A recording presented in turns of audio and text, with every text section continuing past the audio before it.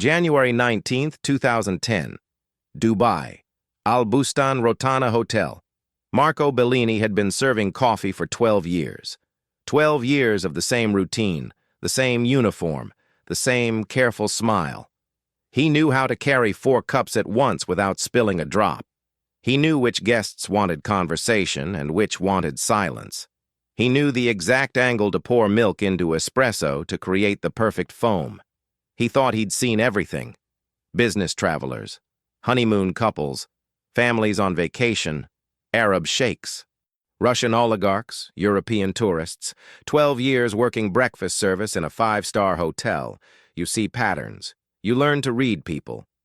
That Tuesday morning started like any other.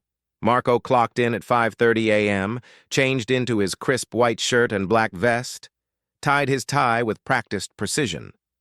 The breakfast room was empty, waiting.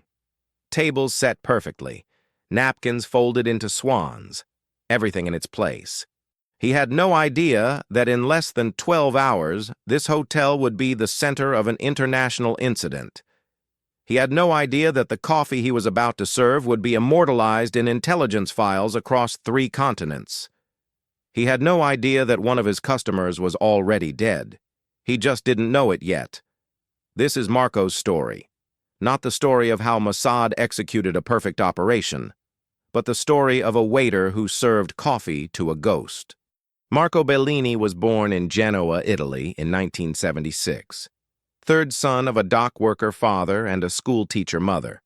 Not rich, not poor. Comfortable. Normal. He grew up wanting to be a chef. The kind of chef who owns a small restaurant overlooking the Mediterranean, who knows every customer by name, who makes pasta the way his grandmother taught him. That was the dream. But dreams cost money. Culinary school in Milan was expensive. His family couldn't afford it. So at 19, Marco did what thousands of young Italians do. He looked for work abroad. Better pay. Save money. Come home in a few years, open that restaurant. Dubai was booming in the late 1990s. Hotels were desperate for European staff. Professional, multilingual.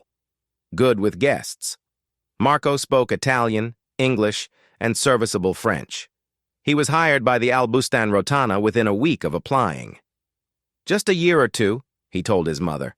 Save some money, then I'll come home. That was 1998. By 2010, he was still there. Not because he loved Dubai, he didn't hate it, but he didn't love it either. It was a transient place. People came and went. Nothing felt permanent. But the money was good. Better than anything he could make in Genoa. And somewhere along the way, a year or 2 became a decade. He rented a small apartment in Dera, shared with 2 other hotel workers, a Sri Lankan bartender named Pradeep and a Filipino housekeeper named Maria. They worked different shifts, rarely saw each other. The apartment was just a place to sleep. His real life was the hotel. 6 days a week, 5:30 a.m. to 2 p.m., breakfast service, the morning rush of businessmen gulping coffee before meetings, the slower pace of families with children, the lonely travelers who wanted someone to talk to. Marco was good at his job, not exceptional, but reliable. He never missed a shift. He never mixed up orders. He knew the regulars. He remembered preferences. Black coffee, no sugar. Cappuccino, extra foam. Turkish tea, sweet. He was invisible in the way service staff are always invisible. Guests looked through him, not at him. He was part of the furniture. The man who brings coffee, the man who clears plates, present, but not really there. This invisibility would save his life. On that Tuesday morning, January 19, 2010, Marco arrived at work thinking about nothing in particular. His shift, his rent payment due next week, whether he should finally visit home this summer. Mundane thoughts, normal life. The breakfast room was already set up when he arrived. His colleague, Ahmed, a Palestinian man who'd worked there even longer than Marco, was arranging fresh flowers on the buffet table. "Morning," Marco said. "Morning," Ahmed replied. "Busy day ahead. Big conference group checking out. Probably 50 breakfasts minimum." Marco nodded. 50 breakfasts meant good tips. Maybe he could add something extra to the money he sent home to his mother each month. He checked his section, tables 12 through 24, all clean, all ready. He adjusted a fork that was slightly out of alignment, straightened a napkin. Small rituals of perfection that nobody noticed but him. At 6 a.m., the first guests arrived. The breakfast service at al-Bustan Rotana followed a predictable rhythm. Marco had learned this rhythm in his first month and hadn't needed to think about it since. 6 quarts to 7 ductas a.m. The early risers, business travelers mostly, men in suits checking their phones, eating quickly, always in a hurry. They wanted coffee, hot, black, immediately.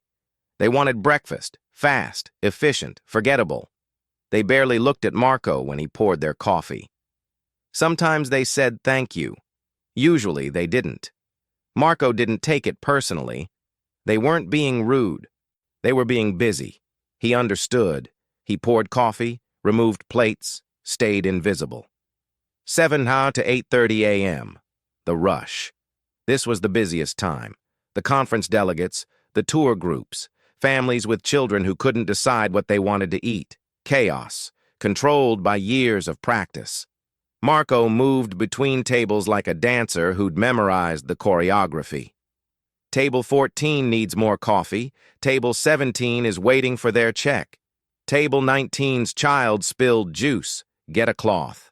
Table 21 has dietary restrictions. Confirm with the kitchen. His mind worked on autopilot. His hands knew what to do without his brain telling them. Pour, smile, nod, clear, repeat. At 7:15 a.m., a man sat down at table 16. Marco didn't notice him particularly. Not at first. He was just another guest, middle-aged, Middle Eastern probably. Dark hair, neatly groomed, glasses, conservative dark suit. Unremarkable. The man sat alone. He didn't have a newspaper. He didn't have a phone out, unusual for a business traveler.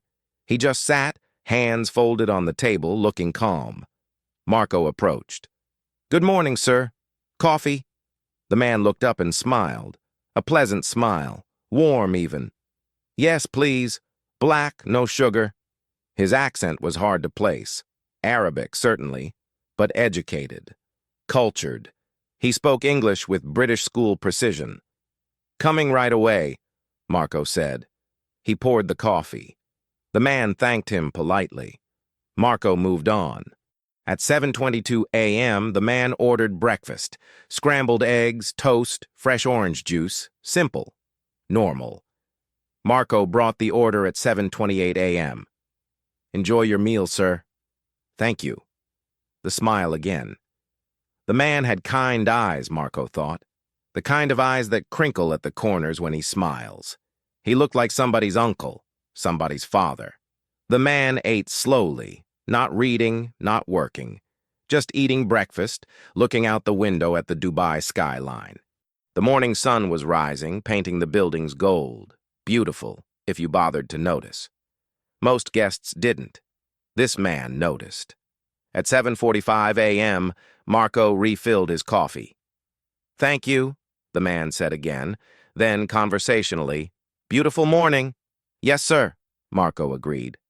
"Very nice." "You're Italian?" the man asked. "Your accent." Marco was surprised. Guests rarely made conversation. "Yes, sir, from Genoa." "Ah, Genoa. Beautiful city. The old port is magnificent." Marco smiled, genuinely pleased. "You've been?" "Many years ago. I remember the food." The man's eyes lit up with memory. "There was a small restaurant near the harbor. Family-owned. They made the most incredible focaccia. I can still taste it." They talked for maybe 90 seconds. Small talk. Easy talk. The man asked about Marco's family. Marco mentioned his mother, his brothers. The man nodded, smiled, said he had children too. 2 daughters. Then the man glanced at his watch. "I should go." "Early meeting." Marco brought the check. The man paid cash, left a generous tip. 20 dirhams, not extravagant, but more than necessary. "Thank you, sir." Thank you, Marco. The man had read his name tag. Have a good day. You too, sir. The man stood, gathered his briefcase, walked toward the elevator. Marco cleared the table. Plate, cup, napkin, wiped the surface clean, reset it for the next guest. He didn't think about the man again. Not then. He was just another pleasant customer in 12 years of pleasant customers. At 8:30 a.m., the breakfast rush began to slow. The conference group cleared out. Families finished eating. The restaurant grew quieter. Marco's shift had 3 more hours to go. After the breakfast rush, the restaurant entered its slower phase. A few late sleepers, business meetings over coffee, tourists planning their day. Marco switched from full-service mode to maintenance mode, restocking, cleaning, preparing for the lunch setup. He removed the breakfast buffet items, wiped down the coffee station, counted napkins, checked inventory. At 10:15 a.m., Ahmed approached him. Table 16, did you serve him? Marco looked up from folding napkins. Which one was 16? Middle-aged guy, dark suit, ate around 7:30. Oh yeah, nice man. Why? Ahmed shrugged. Just asking. He's been staying here a few days, always polite, good tipper. Marco nodded. Yeah, he left 20 dirhams. He's in room 230, Ahmed said. Sometimes they ask about guests. Good to know the regulars. Marco filed this away without much interest. Room 230. Not that it mattered. Guests were room numbers, faces, preferences, not usually names. The rest of the morning was uneventful. Marco served coffee to a British couple celebrating their anniversary. He recommended the baklava. The hotel's was excellent. They thanked him, took his advice. He brought tea to a Japanese businessman who worked on his laptop for 2 hours straight. The man barely acknowledged him. That was fine. He helped Maria from housekeeping when she needed extra hands carrying linens. They spoke in broken English. Her English was better than his, but still basic. They complained about the heat outside. Agreed that Dubai summer was impossible. Laughed about nothing in particular. At 2 p.m., Marco's shift ended. He changed out of his uniform, clocked out, walked into the afternoon heat. Dubai in January is pleasant, around 24 degrees Celsius. Not the murderous heat of summer, actually nice.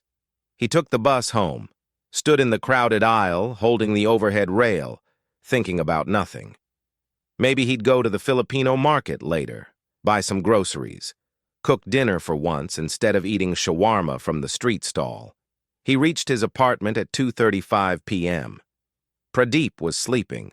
He worked nights. Marco moved quietly, didn't want to wake him. He showered, changed into comfortable clothes. Thought about napping but wasn't tired.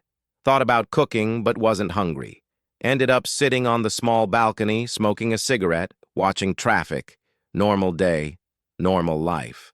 At 9:47 p.m., everything changed. Marco was watching television, Italian football on a satellite channel, Roma versus Milan. He wasn't particularly invested. He followed Genoa and they weren't playing, but it was something to do. Pradeep had left for work. Maria was in her room, probably video calling her family in Manila. The apartment was quiet except for the TV commentary. At 9:47 p.m., his phone rang. Ahmed. Marco, you watching the news? What? No, I'm watching football. Why? Turn on the news, any news, English channel. What happened? Just turn it on. Ahmed hung up. Marco switched channels. BBC World News. A reporter standing outside a building he recognized immediately. Al-Bustan Rotana Hotel. His hotel, police cars, lights, people in uniforms, yellow tape, the crawl at the bottom of the screen, breaking news, suspicious death at Dubai Hotel. Marco turned up the volume. Authorities are investigating what they're calling a suspicious death at this luxury hotel in Dubai. According to police sources, a male guest was found dead in his room earlier this evening. Details are limited, but hotel security discovered the body during a routine check after the guest failed to check out as scheduled. Marco's heart was beating faster. A death. At his hotel, in a guest room. The reporter continued. Identified as a Palestinian national traveling on a passport registered to Mahmoud Abdul Rauf. Police are treating the death as suspicious and have sealed off the floor where the room is located. Forensics teams are currently on site. Room 230. Marco's breath caught. Room 230 was Table 16's guest, the nice man, the man who talked about Genoa, the man with kind eyes who left a good tip. Dead. Marco stood up, pacing. He called Ahmed back. "Did you see?" Ahmed answered immediately. "Yeah, I saw. That's the guy from Table 16, right? Room 230? "I think so. Mahmoud something. Police were all over the hotel when I left." "What happened? Heart attack?" "I don't know. They're not saying. But Marco," Ahmed's voice dropped. "They're questioning everyone. Staff, guests, everyone who had contact with him. Why would they question us? If it was a heart attack..." "They're not calling it a heart attack. They're calling it suspicious." Marco sat back down heavily. "What does that mean?" "I don't know, but be ready. They'll probably want to talk to you tomorrow. You served him breakfast, right?" "Yeah, around 7:30. They'll want to know everything. What he said, how he looked. Everything." After they hung up, Marco sat in silence, staring at the TV. The news had moved on to other stories, but he kept watching, waiting for updates. At 10:15 p.m., another update. Dubai police have confirmed they are investigating the death as a possible homicide. No further details are available at this time. Homicide. Not a heart attack, not natural causes. Murder. Someone had murdered a guest in his hotel. A guest he had served coffee to. A guest who had smiled at him, talked about Genoa, left a good tip. Marco tried to remember the man's face. He'd seemed fine, healthy, normal, calm. Nothing about him suggested he was in danger. Nothing suggested someone wanted him dead. But someone had. Marco didn't sleep that night. Marco reported to work Wednesday morning with a knot in his stomach. He'd barely slept. When he did sleep, he dreamed about Table 16, about pouring coffee for a man who was already doomed, about kind eyes that would never open again. The hotel was swarming with police, officers in uniform, detectives in plain clothes, men with cameras photographing everything. The second floor, where room 230 was located, was completely sealed off. Yellow tape across the stairwell. Guards at the elevators. The breakfast room was operating, but barely. Half the tables were empty. The guests who were there looked nervous, speaking in hushed voices, glancing at the police presence. Ahmed caught Marco in the staff room. "They want to talk to you. Detective Hassan. He's in the manager's office." Marco's hands were shaking. "What do I say?" "The truth. Just tell him what you remember." Detective Rashid Hassan was a tall man in his 40s, with graying temples and tired eyes. He shook Marco's hand firmly. "Mr. Bellini, thank you for coming. Please sit." The manager's office felt too small, too formal. Marco sat in the chair across from the detective, hands folded in his lap to stop them shaking. "I understand you served breakfast to the deceased yesterday morning. Is that correct?" "Yes, sir. Table 16. Around 7:15, I think." Detective Hassan had a notebook. He wrote carefully. "Can you describe the interaction?" Marco tried to remember. He ordered coffee first. Black, no sugar. Then breakfast. Scrambled eggs, toast, orange juice. Did he seem distressed, anxious, upset? No. The opposite. He seemed calm, pleasant. He made conversation. "What did you talk about?" "Small things. He asked if I was Italian. I said yes. He said he'd been to Genoa, remembered the food. We talked for maybe a minute, maybe less." "Did he mention where he was going? Who he was meeting?" "He said he had an early meeting. Didn't say where or with who." "Did you notice anyone watching him? Anyone paying unusual attention?" Marco thought hard. "No, I don't think so. It was busy. Lots of guests." "Did he receive any phone calls while he was eating?" "Not that I saw." "Did anyone join him?" Sit with him? No, he was alone the whole time. Detective Hassan made notes. Then he looked up. What time did he leave the restaurant? Maybe 7:50? Around then. He paid cash, left a tip, said thank you, went toward the elevators. That was the last time you saw him? Yes. More notes. Then, Mr. Bellini, did anything about this man strike you as unusual? Anything at all? Marco thought. No, he just seemed nice, normal, like a businessman on a trip. Detective Hassan studied him. And you had no idea who he was? No. Should I have? The detective closed his notebook. Mahmoud al-Mabhouh. Does that name mean anything to you? Marco shook his head. No. He was a senior commander in Hamas, wanted by Israel for multiple terror attacks. He was responsible for the deaths of 2 Israeli soldiers in 1989. Marco's stomach dropped. Hamas. Terror attacks. The nice man who talked about focaccia was a terrorist. The nice man who smiled with kind eyes had killed people. I had no idea, Marco said. Of course not. How could you? Detective Hassan stood. Thank you for your time, Mr. Bellini. We may need to speak with you again. Please don't leave Dubai without informing us. Of course. Marco left the office in a daze. Over the next 48 hours, the story exploded. Not just in Dubai, worldwide. Marco watched it unfold on television with growing horror and fascination. Thursday morning, Dubai police chief announces the death is definitely murder. The victim was found with signs of suffocation, but no obvious trauma. Cause of death unknown pending full autopsy. Thursday afternoon, Israeli media identifies the deceased as Mahmoud al-Mabhouh, high-ranking Hamas operative. Speculation begins about Mossad involvement. Friday morning, Dubai police release a statement. They have identified 11 suspects using fake passports from the UK, Ireland, France, and Germany. All entered Dubai the same day as al-Mabhouh. All left within hours of his death. Friday afternoon, the hotel's security camera footage has been reviewed. The suspects were tracked through the airport, the hotel, the hallways. A massive operation. Dozens of agents. Sophisticated coordination.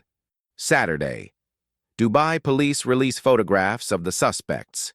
European-looking men and women. Professional, unremarkable. The kind of people you'd never notice. The kind of people Marco served coffee to every single day. Sunday, more photographs. The police have tracked the suspects' every movement. There are images of them in the hotel lobby, in the elevators, in the hallway outside room 230. One image makes Marco's blood freeze. It's the breakfast room. His breakfast room. Time-stamped. 7:32 a.m., January 19th. In the background, barely visible, a man sitting at table 14. He's wearing glasses, looking at a newspaper. Unremarkable. Except the police have identified him as one of the suspects. Mossad operative. False passport. Marco tries to remember. Table 14. That was in his section. Had he served that man coffee? He must have. But he has no memory of it. No memory of the face. No memory of the conversation, if there was one. The man was watching al-Mabhouh. Watching him eat breakfast. Watching Marco serve him. And Marco had no idea. By Monday, the full picture emerges. This wasn't just a murder. This was a major intelligence operation. 26 agents, 26, involved in killing one man. They'd tracked al-Mabhouh from Syria to Dubai. They'd booked rooms on the same floor. They'd followed him from the airport to the hotel. They'd watched him check in, watched him eat breakfast, watched him return to his room. Around 8:30 p.m. on January 19th, while Marco was at home watching football, the team had entered al-Mabhouh's room. They'd subdued him, suffocated him, made it look natural. Then they'd vanished, departed Dubai on different flights to different countries, disappearing into the night. The whole operation took less than 12 hours from arrival to departure. and Marco had served coffee to the target during his final meal. The hotel tried to return to normal, but normal was impossible. Journalists camped outside, guests canceled reservations, staff whispered in corners. Everyone who'd been working that Tuesday replayed their memories, searching for something, anything, they might have missed. Marco served breakfast like always, but everything felt different. Every guest looked suspicious now. Every smile seemed calculated. Every polite conversation felt like a potential deception. He'd learned things about Mahmoud al-Mabhouh, things that made him feel conflicted in ways he couldn't articulate. Al-Mabhouh was a terrorist. He'd planned attacks. He'd killed people. He'd dedicated his life to violence, but he'd also been a father, a husband, a human being who liked focaccia, who smiled with kind eyes, who left generous tips. Both things were true. How do you reconcile that? And the Mossad agents, were they heroes or murderers? They'd eliminated a dangerous terrorist. They'd prevented future attacks, probably. But they'd also violated international law, committed murder on foreign soil, used fake passports, manipulated everyone around them. Both things were true. How do you reconcile that? Marco found himself looking at the hotel guests differently now. The businessman in the suit, was he really a businessman? The tourists with cameras, were they really tourists? How do you know? How can you ever know? He'd always thought he could read people. 12 years of service had taught him to recognize types. The demanding guest, the kind guest, the cheap tipper, the generous one. But what if he couldn't read people at all? What if everyone was wearing a mask? What if the kind eyes and the pleasant smile meant nothing? On the third day after the revelation, Marco served breakfast to a German couple. They were polite. They asked questions about Dubai. They seemed nice. But the Mossad agents had also seemed nice. They'd also been polite. They'd also asked questions. Marco brought their coffee with shaking hands. 2 weeks after the murder, Detective Hassan called Marco again. "Mr. Bellini, I need you to come to the station. Just routine follow-up." The police station was in Deira.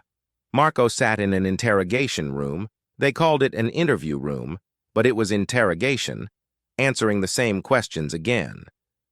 But this time, Detective Hassan had more information. "We've been analyzing the security footage frame by frame. We've identified everyone who was in the restaurant that morning." He opened a folder. "Photographs. Lots of them. I need you to look at these. Tell me if you remember serving any of these people." Marco looked at the first photo. A woman, blonde, sunglasses. "Maybe, I'm not sure." Second photo. A man, dark hair, polo shirt. "I don't remember." Third photo. Another man. This one Marco recognized. "Yes, he was at table 14. I served him coffee." "Maybe twice?" "Do you remember anything about him? Anything he said? Anything unusual?" "No, I don't think we talked at all." Detective Hassan made a note. "This man," he tapped the photo, "was Mossad. He was in the restaurant watching al-Mabhouh while you served him breakfast." Marco stared at the photo, trying to remember, trying to find something suspicious in the face, in the posture, in the eyes, but there was nothing. Just a man drinking coffee. "We believe there were at least 3 operatives in the restaurant that morning," Detective Hassan continued. "Watching, making sure nothing went wrong. You served all of them. 3. Marco had served 3 Mossad agents without knowing. Had they talked to him? Had he made conversation? Had they smiled? Thanked him? He couldn't remember. They were ghosts in his memory, invisible the way he was invisible to the guests. "Mr. Bellini?" Detective Hassan's voice was gentler now. "You're not in any trouble. You didn't do anything wrong. But I need you to understand. You were in the middle of a major intelligence operation. You were a witness, even though you didn't know it." "What happens now?" Marco asked. "Now?" Detective Hassan closed the folder. "Now you go back to work. You try to forget about this. Although," he paused, "you probably won't forget. No one who was there that day will forget. Detective Hassan was right. Marco couldn't forget. Every morning, serving breakfast, he thought about it. Table 16 was just a table now. Other guests sat there, ate eggs, drank coffee, went about their days. But Marco always saw it, always remembered. The hotel manager had moved him to a different section. "For your mental health," she said kindly. But it didn't help. He could see table 16 from anywhere in the restaurant. His mother called from Italy. She'd seen the news. "Marco, tesoro? Are you all right? Should you come home?" "I'm fine, Mama. It's fine." But it wasn't fine. He stopped sleeping well. When he did sleep, he dreamed about the man's face, the kind eyes, the smile, and then he'd wake up remembering that man is dead. That man killed people. That man was murdered while Marco was watching football. He thought about the Mossad agents constantly. How had they known? How had they tracked al-Mabhouh to Dubai? How had they coordinated 26 people without anyone noticing? He read everything he could find about the case. Israeli newspapers, Arab newspapers, European analysis. Everyone had an opinion. Everyone had a theory. Some called the agents heroes. They'd eliminated a terrorist who'd escaped justice for decades. They'd made the world safer. Some called them criminals. They'd committed murder. They'd violated sovereignty. They'd operated with impunity. Marco didn't know what he thought. Both narratives seemed true. Both seemed false. The complexity was overwhelming. 3 months after the murder, Marco applied for a transfer. Different hotel, different city, maybe Abu Dhabi, maybe back to Europe. The application was denied. "You're a valuable employee," the manager said. "We need you here." So he stayed, served coffee, smiled at guests, went through the motions.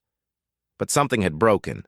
The invisible wall between him and the guests, the professional distance that let him do his job without getting emotionally involved, had shattered. Now every guest was a person, a real person with a real life and real secrets and real dangers he couldn't see. Every pleasant conversation could be a lie. Every smile could be a mask. Every ordinary moment could be the last moment before everything changes. 6 months after the murder, Ahmed quit. Got a job at a different hotel. Different life. "I can't work here anymore," he told Marco. "Every shift I think about it. I see him sitting there. I remember serving him. It's too much." Marco understood. He felt the same way. But he didn't quit. He didn't know why. Inertia, maybe. Fear of change. Or maybe some part of him felt like he had to stay, like leaving would be abandoning something important, though he couldn't say what. January 19th, 2011. 1 year exactly. Marco arrived at work the same way he always did. Same bus, same route, same uniform. But today felt different. Today, everyone who'd been working that Tuesday morning had been asked to come in early. Management wanted to talk to them, address the anniversary, provide closure. 12 staff members gathered in the conference room. Marco, Ahmed's replacement, Maria from housekeeping, the concierge who'd checked al-Mabhouh in, the receptionist who'd given him his room key, others. The hotel manager spoke. "I know today is difficult. I know many of you are still processing what happened here a year ago. I want you to know that the hotel has arranged for counseling services. If any of you need to talk to someone, we'll cover the cost." Counseling. As if talking to a stranger could make sense of this. After the meeting, Marco went to the breakfast room. Early. The restaurant didn't open for another hour. He stood in the doorway, looking at the empty tables. Table 16 was exactly where it had always been. Same position. Same chairs. Same everything. He walked over to it, touched the surface, cool, clean, ready for the next guest. He tried to remember exactly how al-Mabhouh had looked sitting here, the posture, the expression, the way his hands rested on the table. But the memory was fading. Not gone, but less sharp.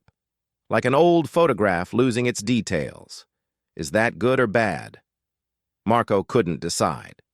At 6 a.m., the first guests arrived. Life continued. Service continued. The world kept turning.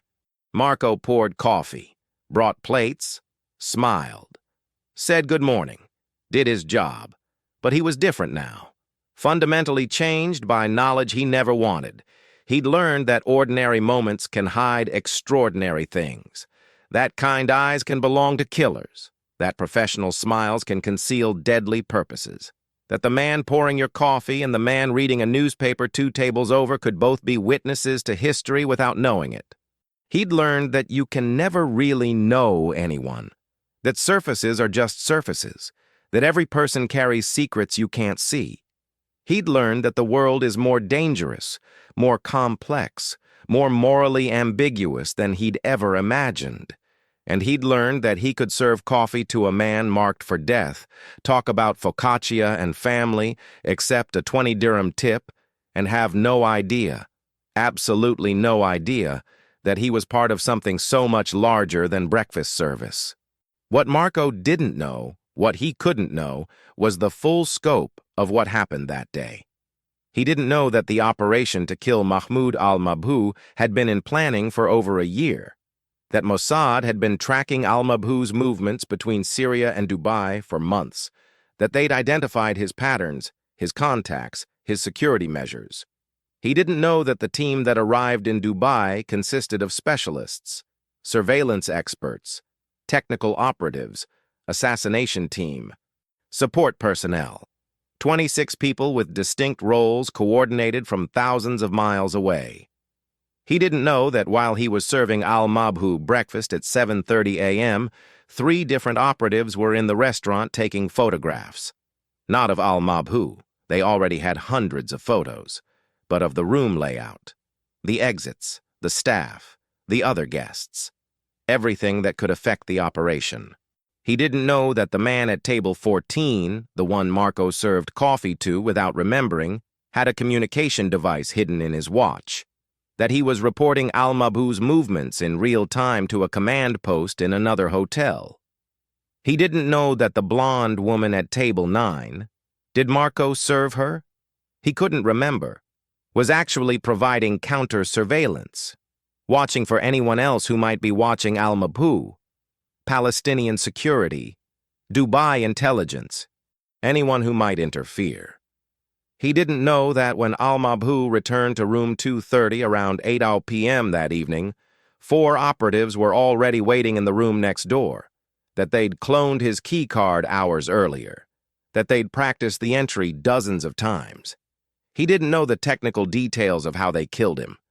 The police reports were vague, suffocation, they said. But the method was more sophisticated than that. A combination of drugs and physical restraint. Designed to look natural, to leave minimal evidence, to buy time for the team to escape before the body was discovered. He didn't know that by the time Dubai police realized what had happened, all 26 operatives were already gone, scattered across 3 continents, false passports destroyed, alibis prepared. Impossible to catch. He didn't know that the operation was considered a tactical success despite the diplomatic fallout. The target was eliminated. The team escaped. Mission accomplished. He didn't know that in Tel Aviv, in a basement office where such things are tracked, Mahmoud al-Mabhouh's file was marked closed. Just another entry in a long list of operations. Just another name crossed off a list. He didn't know any of this, and in a way, that was the point. The perfect operation is the one where the witnesses don't even know they're witnesses, where the stage crew is invisible, where everything appears normal until suddenly it isn't. Marco was part of that normalcy, his routine service, his unremarkable conversation, his forgettable face. He was exactly what Mossad needed him to be, invisible. In 2013, 3 years after the assassination, Marco received an unusual request. A journalist, British, writing a book about the Dubai operation. She'd somehow tracked him down, found his contact information. "Mr. Bellini, I'd like to interview you." I'm writing about the civilians who were unwittingly involved in intelligence operations. You're a perfect subject. Marco's first instinct was to refuse. He'd spent 3 years trying to forget, trying to move on. Why revisit it? But something made him agree. Maybe curiosity. Maybe a need to tell his side. Maybe just loneliness. He'd never really talked to anyone about how it felt. They met at a cafe, not in the hotel, somewhere neutral. The journalist, her name was Sarah, was in her 30s. Professional. Kind eyes. She reminded him a little of his sister. "Thank you for meeting me," she said. "I know this must be difficult. It's been 3 years. I thought I'd be over it by now.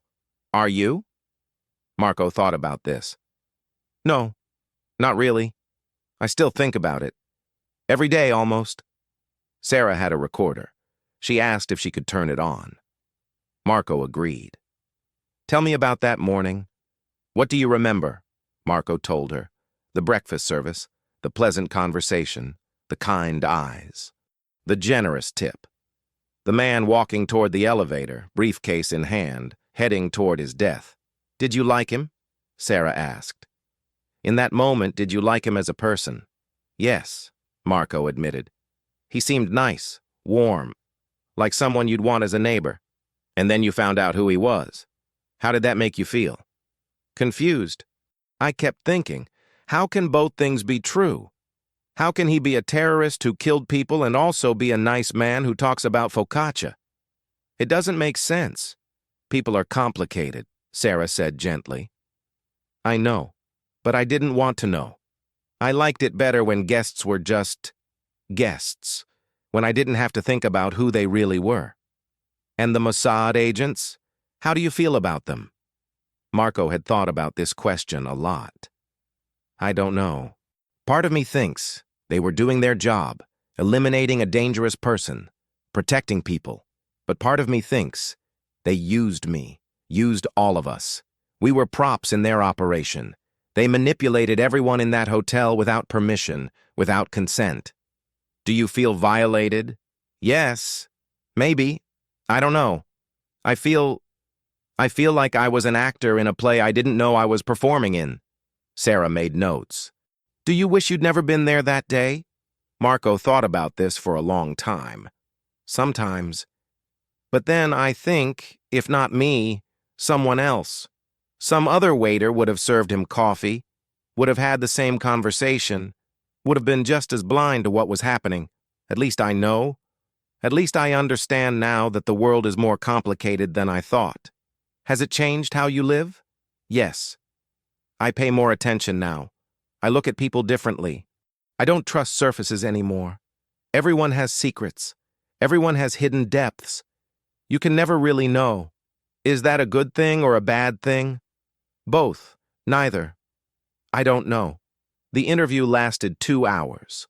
Sarah asked about the investigation, about the aftermath, about how the hotel staff coped, about whether Marco had stayed in touch with anyone else who was there that day. He hadn't. Everyone had scattered, moved on, or tried to. At the end, Sarah closed her notebook. "One last question. If you could go back, if you could choose not to serve him that morning, would you?" Marco thought about the man's smile, the kind eyes, the conversation about Genoa, the 20-dirham tip. "No," he said finally. "I wouldn't change it. He was going to die that day no matter what. At least his last morning was pleasant.